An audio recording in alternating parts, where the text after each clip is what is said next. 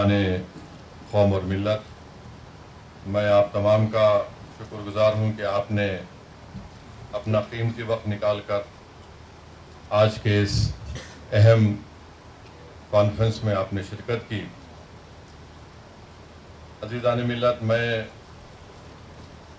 अपने उस वक्त 2024 बिल को जो पार्लियामेंट में पेश किया गया है और जिसकी मुखालिफत में आप और हम यहाँ पर जमा हुए हैं, मैं आपको बताना चाहता हूँ कि पिछले 10 साल से आप जानते हैं कि बीजेपी मरकज़ में बरसर इक़्तिदार है और आप देखते हैं कि 10 साल में बीजेपी ने जो क़वानीन बनाए हैं,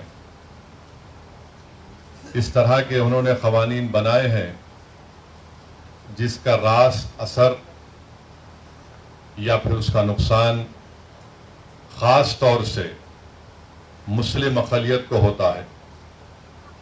मिसाल के तौर पर ट्रिपल तलाक़ का क़ानून बनाया गया और मोदी ने कहा कि ये ट्रिपल तलाक़ का क़ानून मेरी मुस्लिम बहनों को फ़ायदा पहुंचाएगा। All India Muslim personal law board ने उस वक्त भी कहा, आज भी हम कह रहे हैं कि वो जो क़ानून बनाया गया था वो मुस्लिम ख़वातीन को फ़ायदा पहुंचाने के बजाय उनके लिए नुकसानदेह साबित हो रहा है।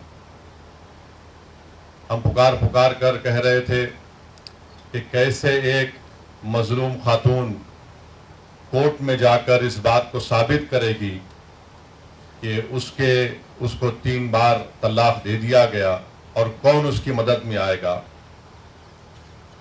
हम पुकार पुकार कर थक गए कि कैसे कोई जेल में रहकर अपनी बीवी को पैसे देगा।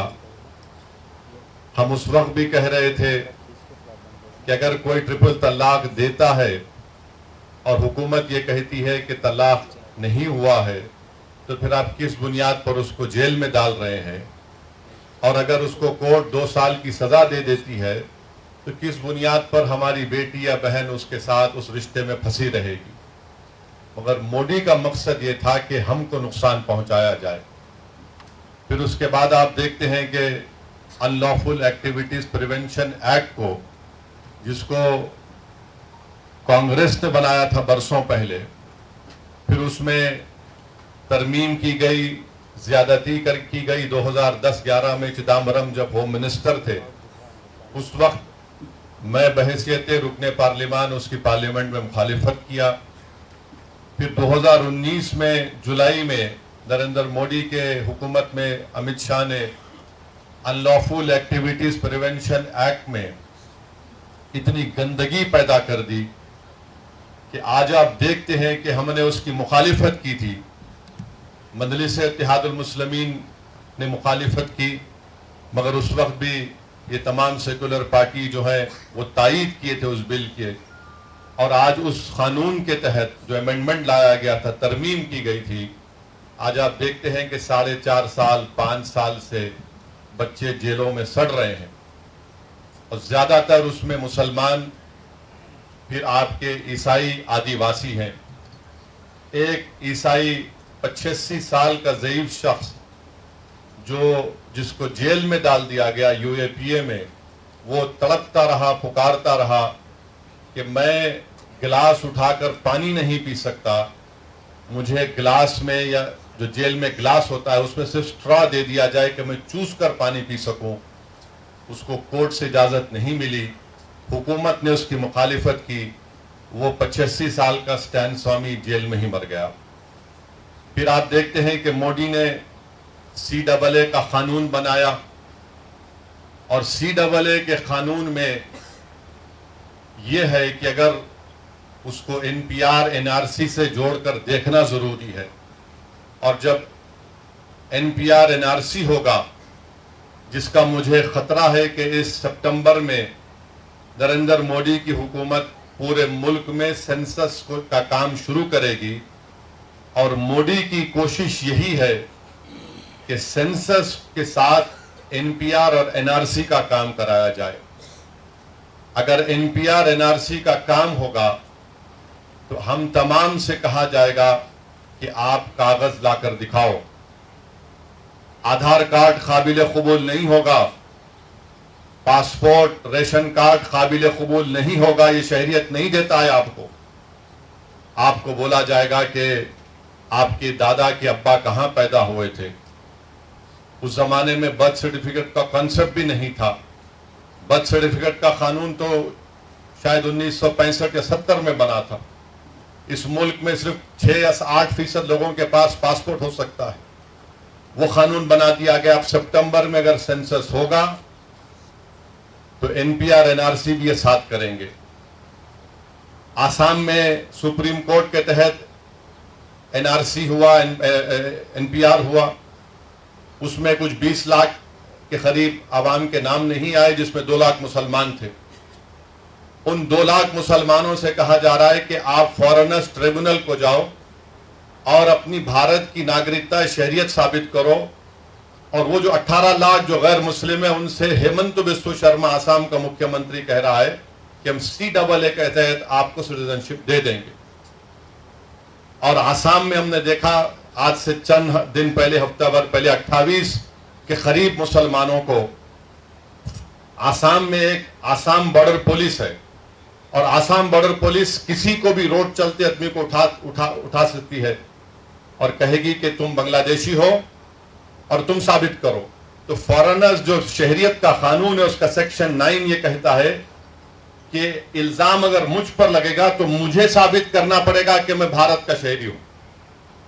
और उसमें तरफे तमाशा यह है कि अगर एक खानदान में 5 लोग हैं तो 4 भारत के नागरिक हैं, 1 भारत का नागरिक नहीं है।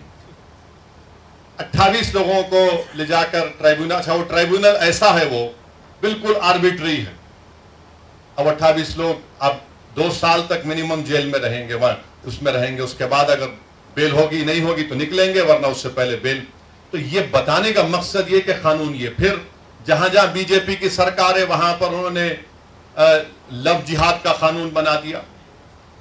जहां जहां बीजेपी की सरकार है वहां पर उन्होंने कह दिया कि हरियाणा में गौ रक्षकों को पैसे दिए जाते, हरियाणा की बीजेपी की सरकार की तरफ से बंदूक के लाइसेंस उनको दिए जाते हैं। इस पस मंजर में आपको वक्फ एक्ट को देखना है।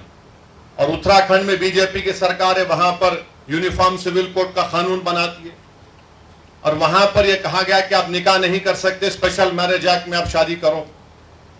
तो निकाह हमारे पास तो शादी निकाह से होती है, गवाह से होती है, मेहर देने से होती है, मगर उत्तराखंड में कुछ और बना दिया गया। तो इस पस मंजर में हमको देखना है कि बीजेपी इस मुल्क को एक हिंदू राष्ट्र बनाना चाहती है। बीजेपी सिर्फ मुसलमानों को ही निशाना बना रही। आज आप देखिए कि आज से चंद दिन पहले हाजी अशरफ अली मुनियार साहब को ट्रेन में जा रहे थे, उनको पूछा गया कि तुम्हारे पास डब्बे में क्या है, तो उन्होंने कहा बहन। 70-75 साल के बूढ़े को ट्रेन में मारा और पीटा गया और उसके बाद उनको कहा गया कि आप कंप्लेन नहीं करना वरना तुम्हारी जान ले ली जाएगी। इम्तियाज जलील साहब ने मुझे नंबर दिया, मैं हाजी अशरफ अली मुनियार से फोन पर बात किया, उनके बेटे से बात किया। मैं शुक्रगुजार हूं इम्तियाज साहब का कि उन्होंने यहां से जनाब खिजर पटेल एडवोकेट को भिजाया, जो गए मुंबई को थाने गए, वहां पर नॉन बेलेबल सेक्शन लगवाए, उनकी बेल को कैंसिल करवाया। फिर आप देखते हैं कि एक हरियाणा में एक वाकया हुआ। बच्चे जो है गाड़ी में जा रहे, नौजवान बच्चे कभी खाना खा के जा रहे हैं, गांव रक्षक, जिनको गांव रक्षक कहना तौहीन होगी, राक्षस कहना पड़ेगा, उन्होंने क्या किया, उन बच्चों को बोला रोको गाड़ी। तो उस गाड़ी में बैठे हुए बच्चों ने समझा कि वे हमारे कोई दोस्त हैं जिससे हमने चंद दिन पहले लड़ाई लड़ी, कहीं वो हमको रोक कर ना मारेंगे। गाड़ी भगाया उन्होंने। 30 किलोमीटर तक इन गांव राक्षसों ने उस गाड़ी का ताक़ुब किया और फायरिंग की, और फायरिंग करने में एक बच्चा की जान चली गई। और वो बच्चे की जब जान चली गई तो पुलिस उसके घर को आकर, हरियाणा की पुलिस कहती है कि देखो ये जो लोग मारे ना, ये गांव रक्षक हैं, अच्छे लोग हैं, इनसे गलती हो गई। मैं उम्मीद करता हूं कि इंशाअल्लाह ताला जिन पुलिस वालों ने कहा कि उनकी औलाद भी ऐसी मरे और कोई आकर उनसे कहे कि मारने वाला बहुत अच्छा था, तुम्हारी औलाद मर गई। अच्छा, फिर मारने के बाद ये जालिम लोग क्या कहते हैं, हमसे बहुत बड़ी गलती हुई कि हमने अपने ब्राह्मण समाज के बच्चों को गोली मार। अब आप बताइए, इंसान इंसान होता है, बाद में ब्राह्मण होगा, मुसलमान होगा, नहीं होगा, कुछ भी होगा। ये कहा उन्होंने इंटरव्यू में मीडिया को, हमसे बहुत बड़ी गलती हो गई। और वो गाय रक्षकों को लाइसेंस कौन दे रही है? बीजेपी की हुकूमत। फिर अमरोहा में एक स्कूल का वीडियो है, एक 8 साल का बच्चा है, अपनी मां के साथ स्कूल गया और उसकी मां के साथ जो लोग हैं वीडियो रिकॉर्ड कर रहे हो। प्रिंसिपल कहता कि तुम्हारे बच्चे को स्कूल से निकाल दिया। अम्मा बोलती क्यों निकाले? बोले ये अपने टिफिन में गोश्त लाता है और धर्म परिवर्तन कर रहा है। कोई 8 साल का बच्चा धर्म परिवर्तन कर सकता है? और प्रिंसिपल ये कहता है कि यह बच्चा बड़े होकर मंदिरों को तोड़ेगा, बम बनाएगा। अच्छा, अब तक उस प्रिंसिपल के खिलाफ कोई एफआईआर दर्ज नहीं हुआ, कोई एफआईआर दर्ज नहीं हुआ उसके खिलाफ। अब मुझे कल मालूम हुआ हमारे अमरोहा के मंजलिस के यूनिट से, शमीम साहब से, कि इंक्वायरी ये कहा गया कि नहीं ये तो झगड़ा था फीस का। अबे फीस का झगड़ा है तो तुझे क्या, तेरी क्या जरूरत कि तू मेरे बेटे को कहे कि तू बड़ा होकर जिहादी बनेगा?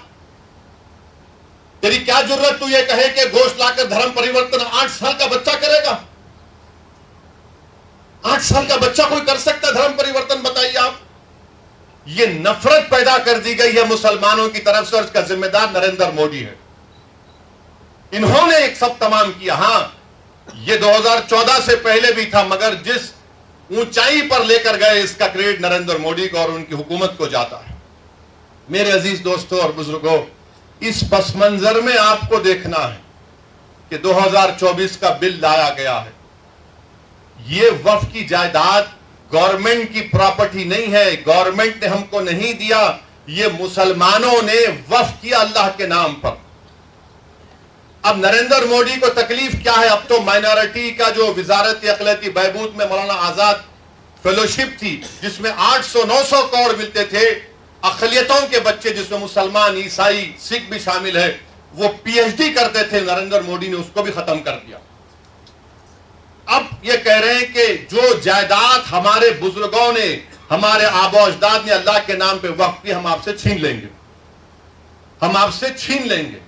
गवर्नमेंट ने नहीं दिया हमको, ना कांग्रेस की सरकार ने, ना जनता की सरकार ने, ना यूनाइटेड फ्रंट की सरकार ने, ना एनडीए की सरकार ने, ना यूपीए की सरकार ने, नेहरू से लेकर मोदी तक किसी वजीर आजम ने हमको वक्फ की जायदाद नहीं दी। हमारी प्रॉपर्टी है, मुसलमानों की प्रॉपर्टी है, अल्लाह के नाम पर जो वक्फ कर दी गई, इसका मालिक अल्लाह है, उसको मोदी छीनना चाहते।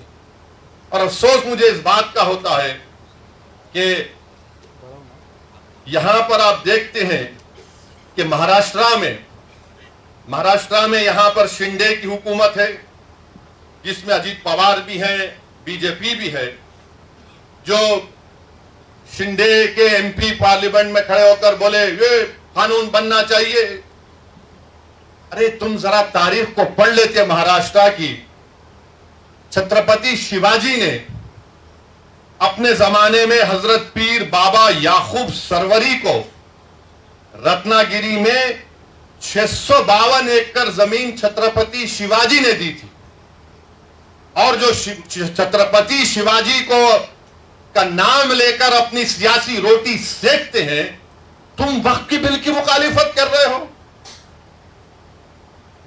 652 एकड़ छत्रपति शिवाजी हजरत पीर बाबा याकूब सरवरी को रत्नागिरी में दी। वहां के मुतवल्ली साहब से मैं बात किया, हमारे वकील साहब ने नंबर दिया था। उन्होंने कहा कि ओवैसी साहब मेरे पास 250 साल का रिकॉर्ड है, 250 साल का मेरे पास रिकॉर्ड है। अरे छत्रपति शिवाजी से मोहब्बत करने वालों, तुम कितने दोगले हो, तुम झूठे हो। अगर तुमको छत्रपति शिवाजी से मोहब्बत होती तो तुम मोदी के वक्फ के कानून की मुखालिफत करते, मगर तुमने सिर्फ अपने मफाद के लिए, अपनी सियासी रोटी को सेकने के लिए और अपने मुसलमानों से नफरत के लिए आपने ये काम किया। और इम्तियाज साहब मुझे भी बताया कि जब छत्रपति शिवाजी रायगढ़ में जगदेश्वरी मंदिर को बनाए तो वहां पर उन्होंने एक मस्जिद को भी बनाया, और छत्रपति शिवाजी ने मलिक रिहाई दरगाह को विशालगढ़ में उसको हाथ नहीं लगाया। ये कौन लोग हैं जो जाकर मस्जिद को और दरगाह को हाथ लगा के आए परसों? तुम छत्रपति शिवाजी को मानने वाले हो ना, तुम तो क्या क्या कहते हो और तुम ये काम कर रहे हो। मेरे अजीज दोस्तों और बुजुर्गों, इन चीजों को आपको सामने रखना जरूरी है। और ये आप जानते हैं मुझसे बेहतर कि महाराष्ट्र में 53,411 हेक्टेयर जमीन वक्फ की है। महाराष्ट्र में 53,411 हेक्टेयर, जिसमें से औरंगाबाद में 4,099 हेक्टेयर है। तो ये पूरी जमीन नरेंद्र मोदी छीनना चाहते हैं, याद रखिए मेरी इस बात को। और कैसे छीनना चाहते हैं? उन्होंने कानून बनाया। अब ये जो बिल पेश किया गया है, वो बिल में क्या लिखा गया कि सेंट्रल वक्फ काउंसिल में पहले क्या था कि सिवाय वजीर को छोड़कर, मिनिस्टर को छोड़कर, अगर कोई गैर मुस्लिम है तो वो चेयरमैन होते थे। उसमें बनते थे 3 मुस्लिम ऑर्गेनाइजेशन से, 4 जो बड़े मशहूर है मुल्क के member, 3 member of parliament, 1 Waqf board का मेंबर, 2 रिटायर्ड जज सुप्रीम कोर्ट का, हाई कोर्ट का, 1 वकील जो पूरा मशहूर हो, और 1 मुतवल्ली से, और 3 आलिम दीन होना चाहिए। अब हुकूमत यह कर दी है कि सिर्फ 2 मेंबर बनेंगे मुसलमानों, पूरे के पूरे गैर मुस्लिम होंगे सेंट्रल वक्फ, बाकी सेंट्रल वक्फ काउंसिल में। फिर आप देखिए कि जो स्टेट वक्फ बोर्ड है उसमें कह दिया गया है कि स्टेट वक्फ बोर्ड में पहले इलेक्शन होता था मुतवल्ली कैटेगरी में, आपके एमएलए कैटेगरी में, एमपी कैटेगरी में, फिर हाई कोर्ट के वकलाओं, मुस्लिम वकलाओं का इलेक्शन होता था। उन सबको बर्खास्त, इलेक्शन को बर्खास्त कर दिया गया और नामजद करेगी, नॉमिनेट करेगी हुकूमत। यानी पहले पूरे मुसलमान होते थे, अब सिर्फ शायद 2 या 4 रहने वाले हैं। अब उसमें भी क्या बोल रहे हैं कि 1 मुतवल्ली, 2 आलिम दीन और 2 म्युनिसिपैलिटी या पंचायत के मेंबर को बीजेपी मेंबर बनाएगी। अब ये क्यों कर रहे हैं बताता हूं मैं आपको। स्टेट वक्फ बोर्ड में जब इलेक्शन खत्म हो जाएगा तो मोदी जी ये चाहते हैं कि औरंगाबाद की डिस्ट्रिक्ट कमेटी में पूरे के पूरे बीजेपी आरएसएस की जहनियत रखने वालों को मेंबर बना दिया जाए, क्योंकि जब स्टेट वक्फ बोर्ड में नॉमिनेट कर रहे तो यहां पर भी करेंगे। आप अंदाजा लगाइए कि ये आर्टिकल 14 के खिलाफ क्यों है। इसलिए है कि एक तो यह है कि जो आप कानून पढ़ेंगे काशी विश्वनाथ का, उत्तर प्रदेश में जो काशी विश्वनाथ का कानून है, उसमें साफ तौर पे कह दिया गया कि काशी विश्वनाथ में कोई भी गैर हिंदू मेंबर नहीं बन सकता। काशी विश्वनाथ का कानून यह कहता है।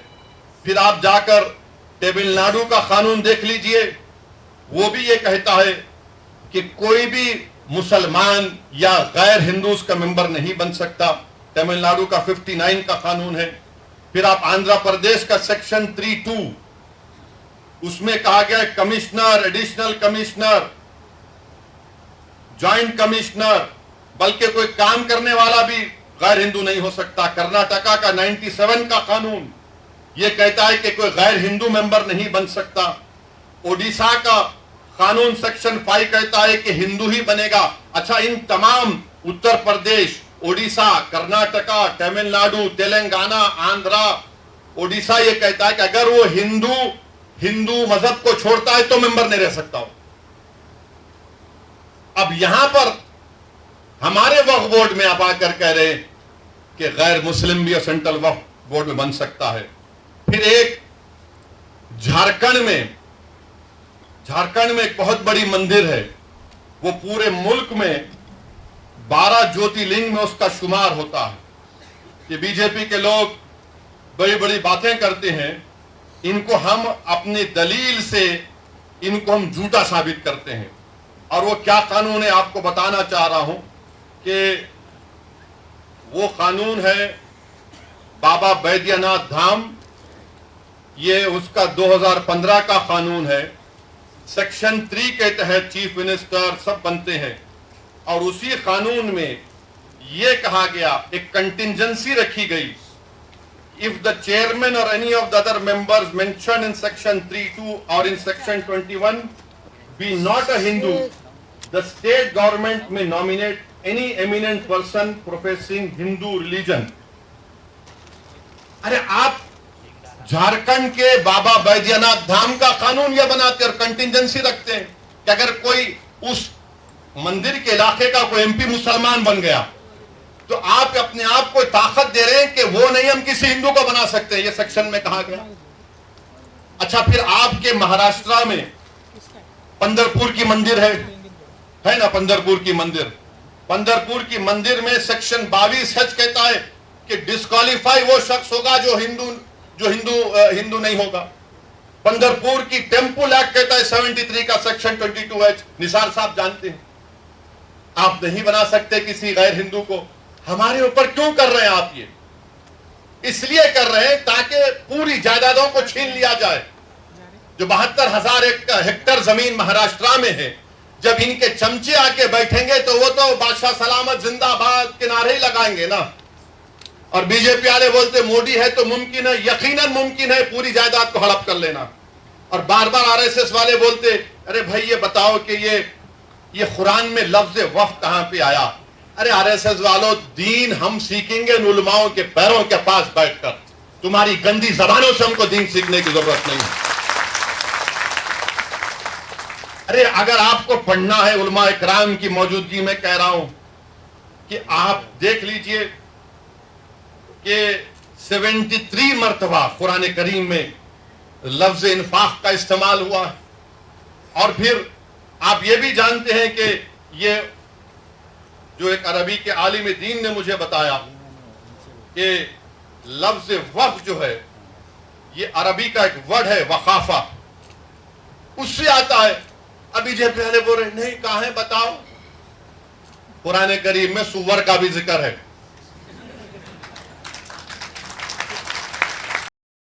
दोस्तों और बुजुर्गों, फिर अभी आपने सुना कि इसके बाद ये लोग क्या करना चाहते हैं, वक्फ बाय यूजर।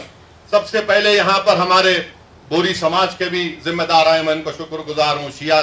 हमारे शिया लोग भी हैं, अहले सुन्नत के भी हैं, देवबंदी भी हैं, बरेलवी भी हैं, जमात इस्लामी के भी।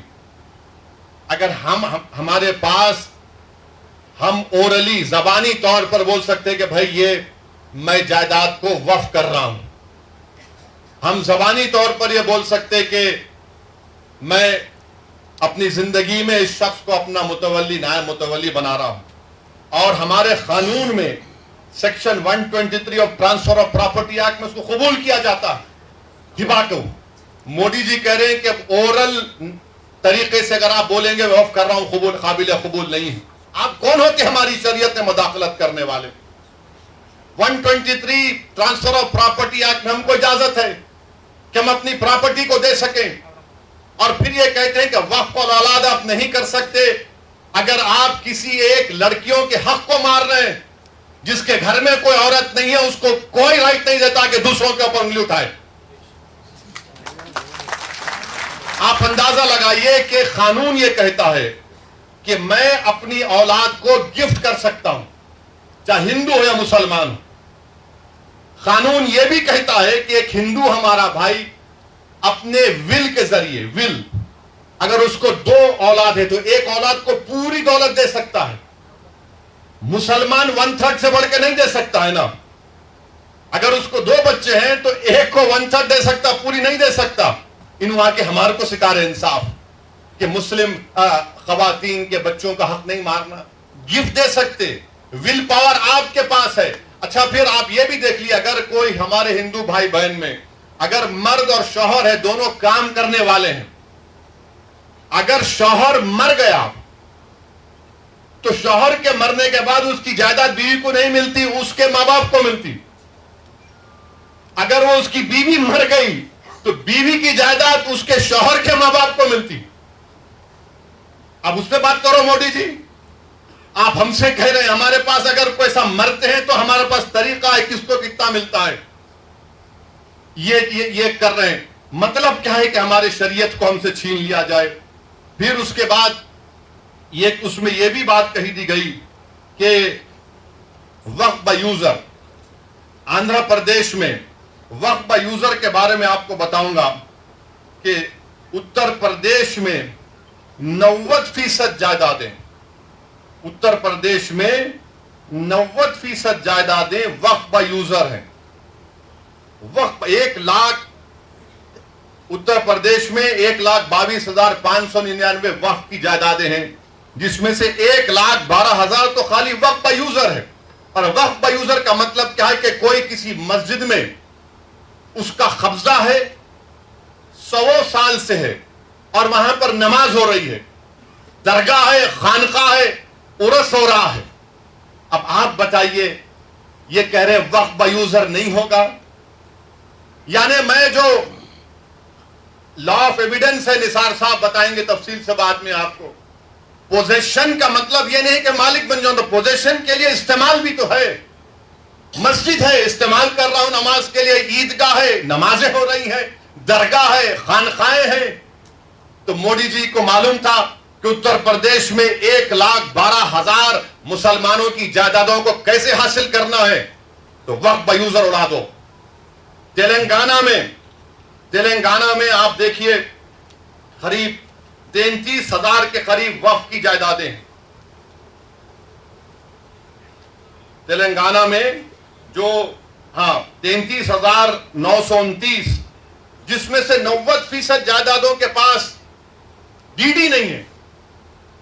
डीडी नहीं है। अब ये डीड का चक्कर ये है कि अगर खुदा ना खास्ता यह कानून बन जाएगा तो फिर आपको जितनी वक्फ की जायदादें हैं उसको रजिस्टर करवाने के लिए जब आप जाएंगे कलेक्टर साहब के पास, तो कलेक्टर बोलेगा कहां है इसका कागज। CAA में कागज पूछ रहे, ये कानून में भी कागज पूछ रहे। अब आप बताइए कि 300 साल, 200 साल, 100 साल पुरानी जायदादें हैं, कौन सा कागज रहेगा? कौन सा कागज रहेगा बताइए आप। नहीं, कागज लाओ तभी इसका रजिस्ट्रेशन होगा। तो वक्फ बाय यूजर आप अंदाजा लगाइए कितना बड़ा नुकसान हमारा होने वाला है। फिर उसके बाद इसमें सेक्शन 3C है, वो ये कहता है कि अगर कोई भी जायदाद वक्फ की है, यह कानून बनने से पहले और बाद में कोई भी जायदाद वक्फ की है और यह कानून से पहले और कानून के बाद वो वक्फ की जायदाद नहीं होगी ता वक्त कलेक्टर फैसला नहीं करेंगे। कौन कलेक्टर है ये भाई? कलेक्टर साहब के पास कोई भी जाके बोल देगा कि देखो ये जायदाद वक्फ की नहीं है, ये शिवसेना वाले जाके बोलेंगे, बीजेपी RSS वाले जाके बोलेंगे। कोई कलेक्टर हुकूमत के वक्फ के खिलाफ फैसला देगा? कोई जाकर उसको वो तो कलेक्टर साहब सोचेंगे अरे भाई मेरे को तरक्की करना है। और कानून ये कहता है कि कोई भी अपने ही मामले में जज नहीं बन सकता। अपने ही केस में जज कैसा बनेगा कलेक्टर? जिसको लैटिन में बोलते न्यूमो जुडिक्स इन कॉजा सुआए। अच्छा, फिर कलेक्टर जब इंक्वायरी, अगर आप जाके कलेक्टर को ही पावर दे दी आप कि कलेक्टर को जाकर कोई बोल देगा कि साहब ये इम्तियाज जलील का घर जो है ना वो वक्फ, या फिर कोई किसी का मस्जिद बोले ये वक्फ बोल नहीं है, तो कलेक्टर साहब क्या करेंगे? ठीक है मैं इंक्वायरी ऑर्डर करता हूं। अच्छा, उसमें लव का इस्तेमाल हुआ कानून में कि कलेक्टर जिस तरह चाहे उसका इंक्वायरी का तरीकेकार अपनाएंगे। अब की जागीर है कलेक्टर की कि जो चाहे तरीकेकार अपनाएंगे। और फिर दूसरा उसमें सुनिए, दूसरा उसमें बोलते कि कोई टाइम लिमिट नहीं, कलेक्टर साहब जब दिल में आया इंक्वायरी करेंगे, जब दिल में आया नहीं करेंगे। और तरफे तमाशा यह है कि जब तक कलेक्टर की इंक्वायरी मुकम्मल नहीं होती वो जायदाद वक्फ की नहीं रहेंगी।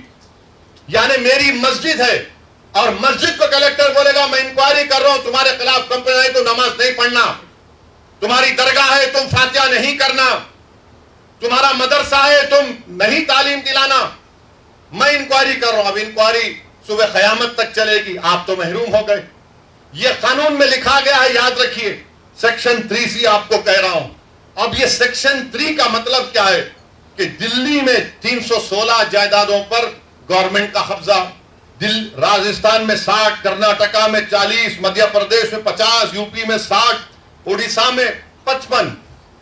और सच्चर कमेटी में कहा गया कि दिल्ली के जो 123 जायदादें जो हुकूमत नहीं दी मुसलमानों को, 2007 में सच्चर कमेटी में कहा गया कि उसकी कीमत 7,000 करोड़ थी। 7,000 करोड़ कीमत थी उसकी। आज हम 2024 में आ गए। कौन वक्फ को छीन रहा है? नरेंद्र मोदी दुनिया का सबसे बड़ा झूठा है और जालिम है। आप कब्जा करके बैठे, 84 से कब्जा करके बैठे, बल्कि उससे पहले से। और 7,000 करोड़ की जायदाद, यानी कलेक्टर साहब जैसा कानून बनेगा, कलेक्टर साहब बोल देंगे नो नथिंग डूइंग। ये 123 प्रॉपर्टीज जो 2007 में 7,000 करोड़ की थी, आज 2024 में शायद कम से कम 20,000 करोड़ की तो हो सकती है। मोदी जी बोलेंगे नहीं नहीं भाइयों बहनों, मैं तुम्हारा भाई हूं, 20,000 करोड़ दे दो तुम मेरे को। अरे आप अंदाजा लगाइए, सेक्शन 3C को निकाल कर ये कह रहे हैं। और फिर आप ये भी जानते हैं कि जब कलेक्टर बैठेगा, आर्कियोलॉजिकल सर्वे ऑफ इंडिया आसार कदीमा में दिल्ली में 172 प्रॉपर्टीज पर आसार कदीमा कब्जा करके बैठा है। जैसा यह कानून बनेगा उस पर कब्रस्तान भी है, उसमें मस्जिद भी है, ईदगाह भी है, जमीनात है। एएसआई बोलेगा हम मालिक तुम आउट। आपका यहां पर महाराष्ट्र में है, अहमदनगर में है, औरंगाबाद में आसार कदीमा के है। और आसार कदीमा के लोग बोलते, मोदी की तरफ से बोलते नहीं नहीं हम कैसा बचाएंगे। आसार कदीमा के कानून में शेड्यूल 6 है, लिविंग मॉन्यूमेंट है, जिंदा मॉन्यूमेंट है। बोलते नहीं नहीं आप लोग वहां पर वो मस्जिद में मदरसा खोल लिए। अरे दीवाने, तुम्हारा आसार कदीमा का जो कानून का सेक्शन 16(1) ये कहता है कि रिलीजियस कैरेक्टर को नहीं बदला जा सकता। रिलीजियस कैरेक्टर को नहीं बदला जा सकता। वो कानून ये भी कहता है कि अगर गवर्नमेंट एक्वायर भी कर ले उस प्रॉपर्टी को, तब भी रिलीजियस कैरेक्टर नहीं बदला जा सकता। ये आसार कदीमा के लोग, ये हिंदुत्व के इशारे पर नाचने वाली कठपुतली है। ये लोग दौलताबाद किले की मस्जिद को क्या किए थे, बोलूं मुंह खोल के अभी मैं? आजादी मिलने के 1 साल के बाद क्या नाम रख दिया तुमने उस जगह का? 16 कह रहा है कि उसके रिलीजियस कैरेक्टर को नहीं बदल सकते। मकसद एक ही है। देखिए गवर्नमेंट का डेफिनेशन निसार साहब बढ़ा दिया गया। गवर्नमेंट का डेफिनेशन में बढ़ा दिया गया तो ऐसा ही गवर्नमेंट हो गई। और गवर्नमेंट हो गई तो आर्टिकल 12 में आप इंजस्टिस नहीं कर सकते, आप स्टेट है। आप आर्टिकल 25, 26 का वायलेशन नहीं कर सकते। मगर यह कानून ऐसे बनाया जा रहा है कि एक तरफ जमीन खींचो, मस्जिदों को छीन लो, दरगाहों को खाली कर दो, खानखाहों को बर्बाद कर दो, और आसार कदीमा में जितने मसाजिद हैं उसको छीन लिया जाए। और वो रिलीजियस कैरेक्टर मस्जिद है तो मस्जिद में मदरसा है। नहीं आप वजू खाना बना लिए तो मैं कहां जाके वजू करके आऊंगा? मस्जिद है ना, नमाज हो रही है। तो इनका मकसद यही है कि एएसआई के कानून को, एएसआई के जरिए से ये तमाम जायदादें हमसे छीन ली जाए। एएसआई के कानून को सेक्शन 5, सेक्शन 6, सेक्शन 8 आप पढ़िए, आपको मालूम हो जाएगा। फिर वहीं पर आप देखिए, अगर आपको ये एक और उसमें बिल में लाए कि जैसा वक्फ कानून बन गया खुदा ना खास्ता, ये 6 महीने में सब रजिस्टर कराना। अच्छा, औरंगाबाद में जितनी प्रॉपर्टी आपकी, आप बोले ठीक है भाई अब कानून बन गया, हम जाके इसको पोर्टल पे चढ़ाएंगे। कोई आरएसएस का आदमी जाकर कलेक्टर को बोलेगा नहीं ये मौलाना का मदरसा वक्फ का नहीं है।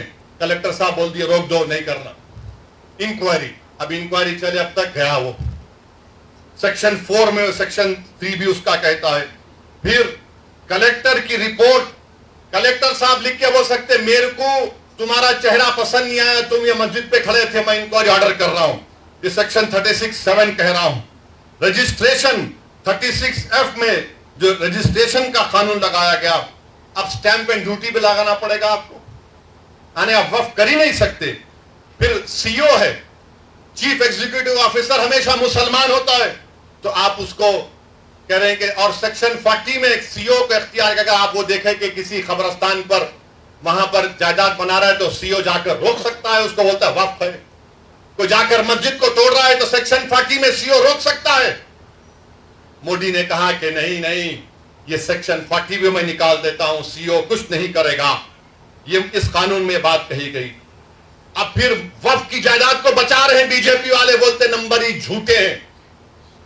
मौजूदा कानून ये कहता है सेक्शन 52 में अगर कोई वक्फ की जायदाद को चोरी करता है, जायदाद को बेचता है, तो 2 साल कैद बामुशक्कत सजा है, 2 years rigorous imprisonment. Modi ji फजीलतुल Sheikh है, हजरत मौलाना है, हजरत इबलीस की तालीम याफ्ता मदरसे के तालिब इल्म में गोल्ड मेडल मिला है उनको। उन्होंने कह दिया कि 2 साल रिगरस इंप्रिजनमेंट नहीं, 1 year सिंपल इंप्रिजनमेंट। 2 साल कैद बामुशक्कत की जगह 1 साल पहले नॉन अवेलेबल था। मोदी जी बोले जेलों को खाली कर दूंगा, वक्फ को लूटो। अब अवेलेबल कर दिए।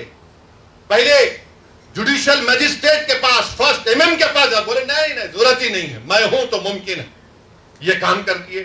फिर उसके बाद आप देखते हैं कि लिमिटेशन का कानून, लिमिटेशन का कानून क्या है कि अगर आप किसी की जमीन पर 12 साल 12 साल आप काबिज है तो आप ओनर बन जाते। वक्फ के कानून में नहीं है, आप 11 साल रहो, 100 साल रहो, 200 साल रहो। इसीलिए रत्नागिरी में वो जो मुतवल्ली जिसको छत्रपति शिवाजी ने जायदाद दी थी, वो 250 साल से बगैर के कागजात है।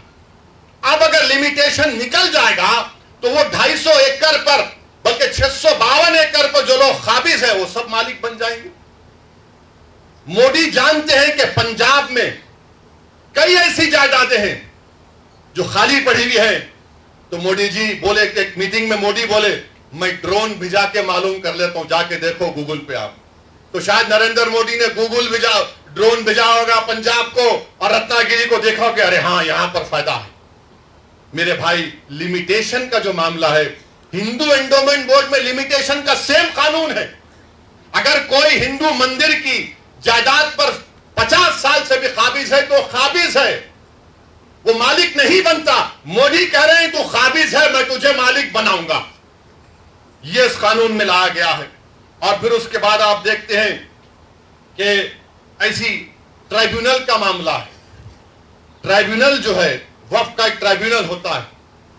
अगर कोई हिंदू भाई ये कहे, मिसाल के तौर पर समझा रहा हूं, कि अगर औरंगाबाद में एक जायदाद को वक्फ कर दिया गया तो कैसे वक्फ होती है? गवर्नमेंट का एक सर्वे कमिश्नर होता है, गवर्नमेंट का, महाराष्ट्र सरकार का। वो सर्वे कमिश्नर जाकर देखता है कि भाई ये वाकई में जो वाकिफ है उसकी जायदाद है नहीं। वो जब मुतमईन हो जाता, सर्वे कमिश्नर महाराष्ट्र की सरकार को लेटर लिखता है कि इसका मालिक फला शख्स है, इसको वक्फ किया जा सकता है। महाराष्ट्र की सरकार गजीट इशू करती है और उस गजीट का मुखालिफत मुसलमान 1 साल तक कर सकता है और गैर मुस्लिम कभी भी कर सकता है। अब उसके बाद वो ट्राइब्यूनल को गया। ट्राइब्यूनल में जैसा कि निसार साहब ने बताया कि यहां का डिस्ट्रिक्ट सीनियर जज ट्राइब्यूनल का जज होता है, एक शख्स जिसको इल्म मालूम, उनका तखर्रुर, और एक गवर्नमेंट की तरफ से। अब मोदी जी बोले कि नहीं नहीं नहीं, ये ट्राइब्यूनल का फैसला फाइनल कैसे होगा? फाइनल नहीं हो सकता है। और मोदी जी ने क्या किया? रिटायर्ड डिस्ट्रिक्ट जज और एक रिटायर्ड गवर्नमेंट एम्प्लॉय वो तय करेगा।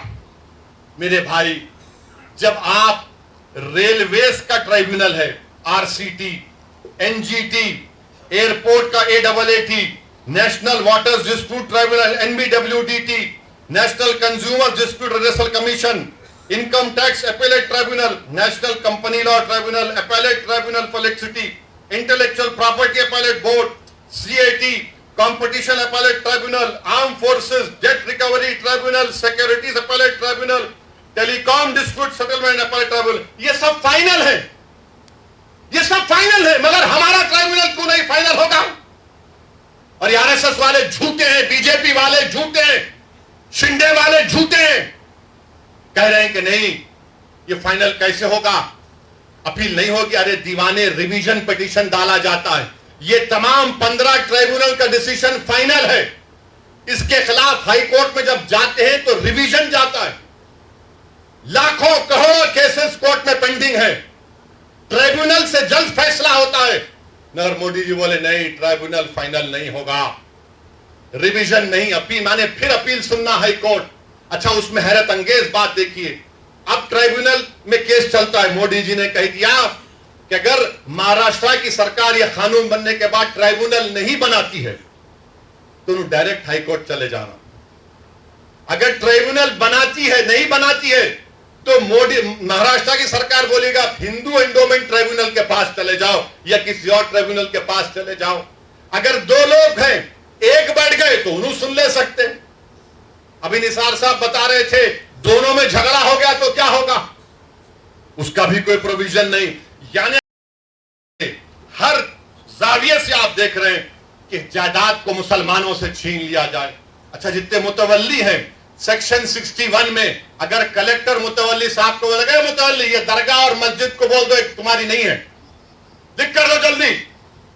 अब मुतवल्ली साहब अगर दरगाह और मस्जिद को लिख कर नहीं दिए कि मस्जिद और दरगाह नहीं है तो कलेक्टर उनको 6 महीने की सजा दे सकता है और 20,000 जुर्माना उन पर लगा सकता है। अब आप बताइए वक्फ कहां बच रहा है इसमें?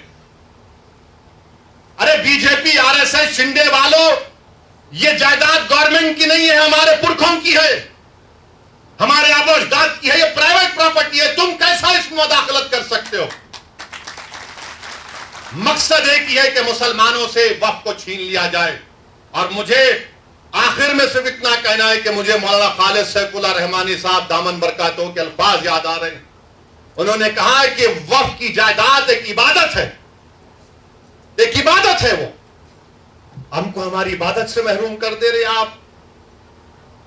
दरगाह सलीम चिश्ती है, बाज ऐसे रंग बिरंगी कपड़े पहनकर मोदी के पैर छूने वालों, तुम्हारे बाप दादा की खबरों को जब छीन लिया जाएगा तुमको अंदाजा होगा।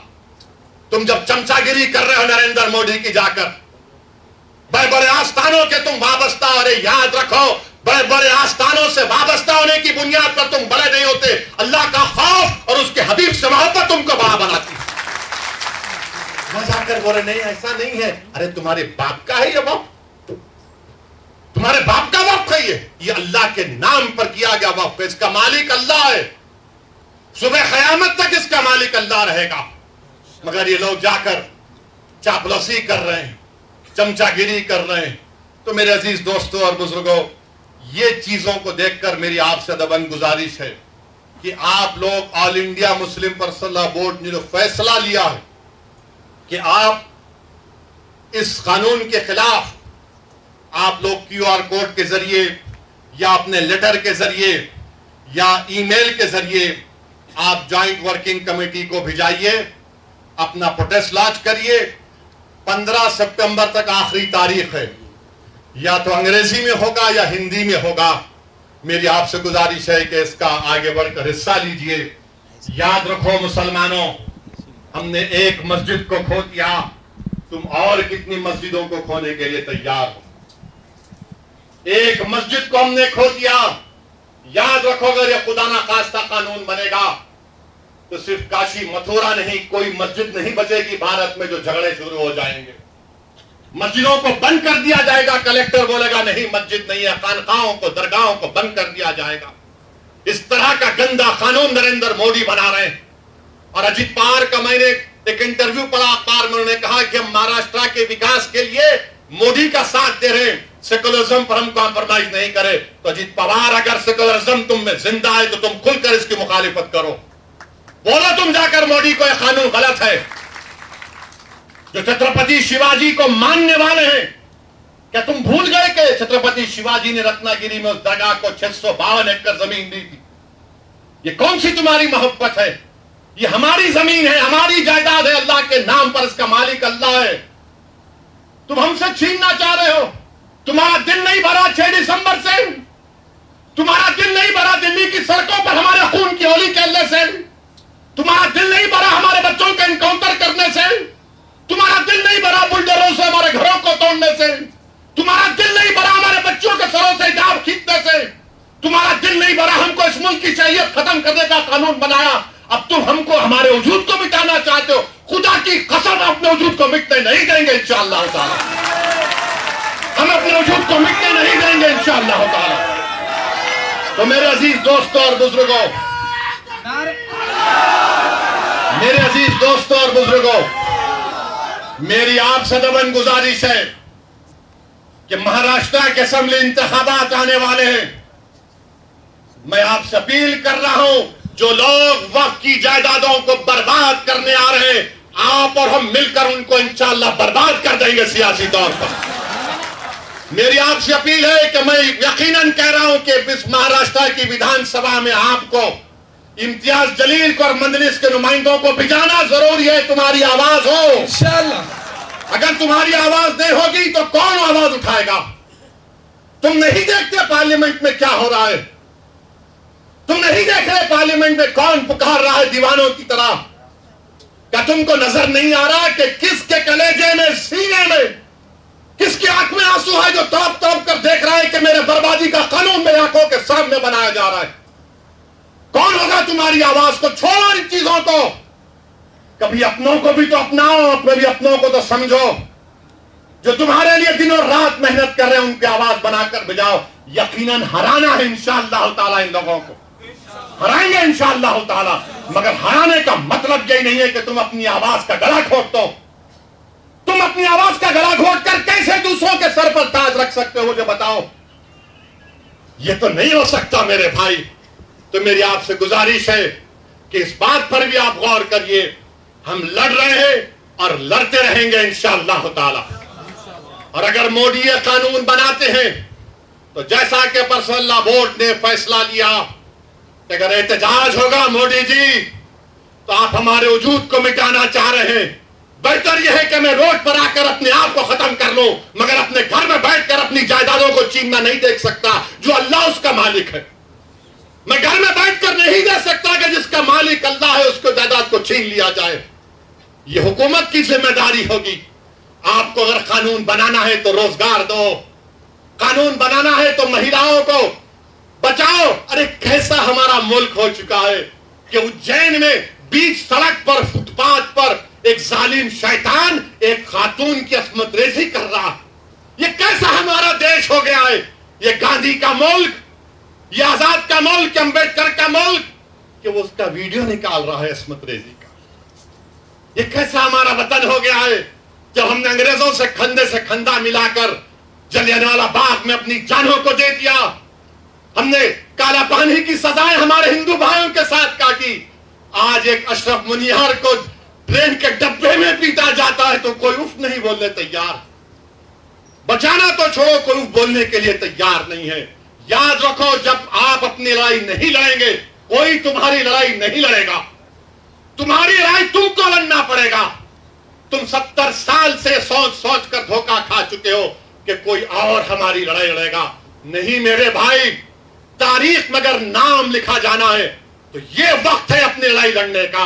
यही वक्त है अपने वोट से अपने नुमाइंदों को औरंगाबाद से भिजाने का।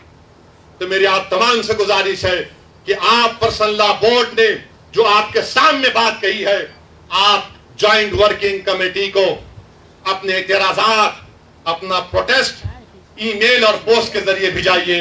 15 सितंबर आखिरी तारीख है और अल्लाह से कसरत से दुआ करिए कि परवरदिगार तू हमको जिंदा रख कर ये नजारे मत दिखा कि हमारी जमीनें जिसका तू मालिक हमसे छीन ली जाए।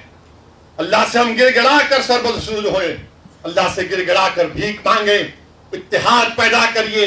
ये कानून ना जो बंदियों के मफाद में है, ना बरेलवियों के मफाद में है, ना अहले हदीस के मफाद में है, ना बोरी समाज के मफाद में है, ना अथना शरी शिया के मफाद में है, ना आगा खानी शियाओं के हक में है, किसी के हक में नहीं है। ये सिर्फ और सिर्फ मोदी जायदादों को छीनने के लिए कानून बना रहे हैं। अल्लाह इन जायदादों की हिफाजत करे।